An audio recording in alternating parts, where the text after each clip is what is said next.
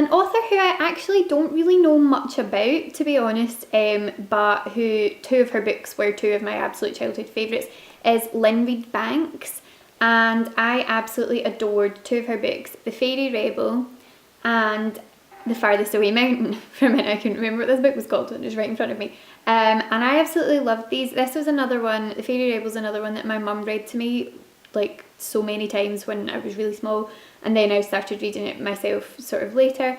And it was about fairies who lived in a garden and who sort of befriend the woman who lives in the house, and the evil fairy queen is not their biggest fan for befriending a human. And I remember there's a picture in this which like chilled me to the bone when I was a child, if I can find it, because she was so evil. Also, there were wasps in this book. Look at that's terrifying. And I have a bit of a phobia of wasps.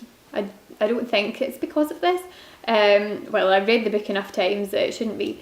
But there was one. Look at this. Here it is. This is the evil fairy queen. Have you ever seen such a terrifying creature? She was awful. But yeah, absolutely loved this. The other one is The Farthest Away Mountain, which now I can't really remember a whole lot about, but from the back of it, it basically sounds as if it was a young girl who has a kind of destiny to free a mountain from the evil spell that was put on it 200 years ago. And I just remember this is a very sort of magical book, and I loved anything sort of magical, mystical, fairy tale like when I was small. I was absolutely obsessed with. I've just discovered Lynsey Banks wrote The Indian in the Cupboard. It says that on the back of this. Didn't know that. But yeah, absolutely love this too. Another couple of books from when I was quite small, sort of early primary school kind of age, are from the Young Hippo Spooky series. And this one is called Smoke Cat, and it's by Linda Newbury. And this one is Ghost Dog by Eleanor Allen. And these, I think, were really sad, if I remember correctly. Basically, this one is about a magical ghost cat. I think it's a ghost cat who keeps appearing in this little boy's garden.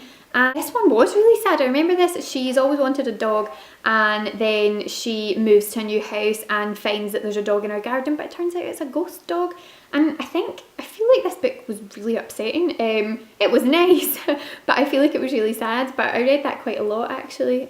Another very famous series of books, and I'm sure no one is going to be surprised to see that this series is included in this video, but it's the Harry Potter series. Now obviously the Harry Potter books came out when I was a little bit older, so I think I was 11 maybe when the Harry Potter books came out to begin with, I think. When were they published? Oh, actually it wasn't. They were published in 1997, or this one was published in 1997, which would have made me 8. But I don't think I read them sort of for maybe a year or so after they came out, or after this came out, but I just remember reading this for the first time and thinking, oh my goodness, this is amazing. And I read it a couple of times, and then obviously the next book had come out and I just got completely addicted. And I think most people in my age bracket probably felt the same about Harry Potter. You kind of feel like you grew up, because we were the same age as the characters, you kind of feel like you grew up with it. So anytime I watch the last film, I'm a mess. I cry so much every time I watch it, because it kind of feels like the end of your childhood. That's so dramatic, but it really does. So yeah, thank you J.K. Rowling for these, because these were amazing. Another couple of books from sort of early primary school, mid-primary school. I can't really remember how old I was when I read these, but the Laura Ingalls Wilder Little House on the Prairie and Little House in the Big Woods. Look at how pretty the covers of these are. Oh, I forgot how gorgeous these are. But I absolutely loved these, and I read them again a few times each. And just thought they were just the loveliest stories. And I feel like one of them was quite sad. Or were they both quite sad? I can't remember. But I do just remember thinking that the editions of these that I had were so pretty, that it always made me want to go back and read them. So yeah, absolutely love these. One of my favourite TV shows when I was little was Sabrina the Teenage Witch, and I read the books too. So this one is Now you see her, now you don't. I don't remember the story of any of these Sabrina and the Teenage Witch books, but I had quite a few of them.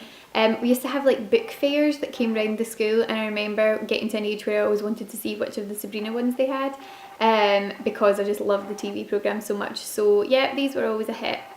I've missed one out from slightly earlier childhood. This was another series that I absolutely loved, and it was the Jace the Border Collie series. I don't know if anyone else read these. I think my mum got me them from like a book catalogue kind of thing. And it says her best-selling new trilogy. There ended up 6 books in this series, and it is by Lucy Daniels, who wrote Animal Arc, apparently, according to the front of this book. And as you can see, it's about a baby border collie who was just the cutest dog, and I think later on in the series she went on and had puppies. I can't remember, but I think she had a sore leg. Yeah, she's got a twisted leg, and so she can't be a kind of sheepdog with the other ones, and so the girl on the farm, kind of like the girl Janie, I've just read her name in the back of the book, decides to take her in and look after her, and it's just, I remember it just being a lovely, lovely series, which again I read several times and couldn't wait for the next book to come out, so absolutely loved that.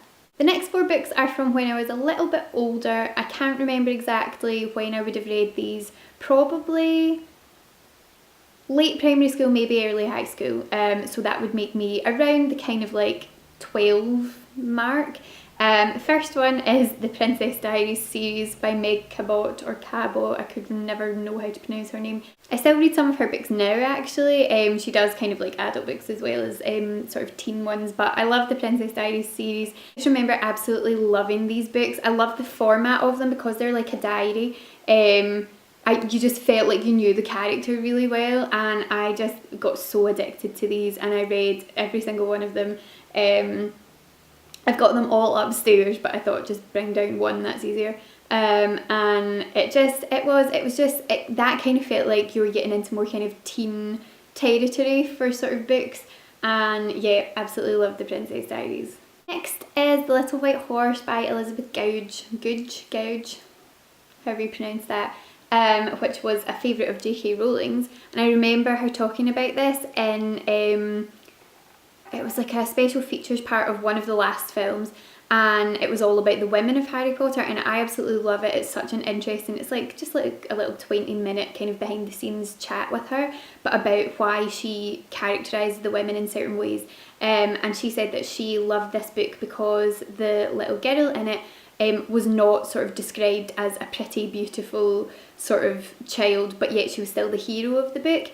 I don't remember that standing out quite so much to me from sort of memory. I do remember that I read this book on holiday and read it so quickly because I just thought it was so good. I think it was another sort of like slightly scary mystery kind of book, but it was just such a good story and had such a good main character, that yeah, it was a firm favourite.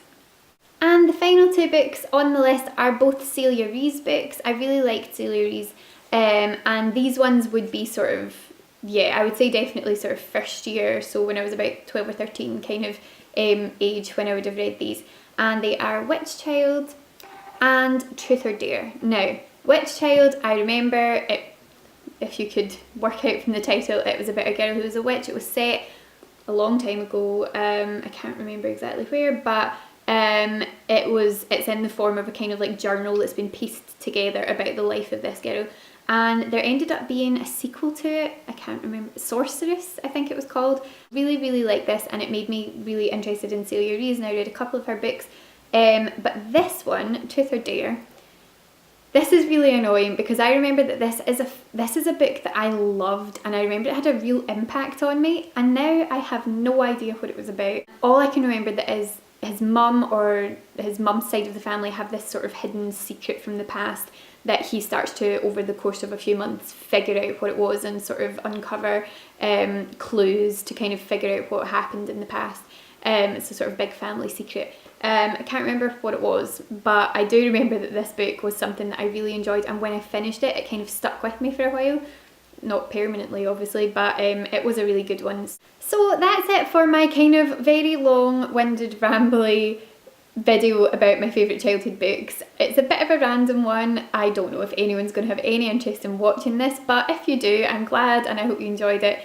Let me know in the comments below what some of your favourite childhood books are, or do a video response and let me know. I'm pretty sure no one is as much of a hoarder as me and probably don't have every single one of their childhood books still stored away. But if you do, then great, and if not, just have a chat about them. You don't have to actually show them on screen. Thanks very much for watching, guys. I really hope that you enjoyed that, and I'll speak to you again soon. Bye!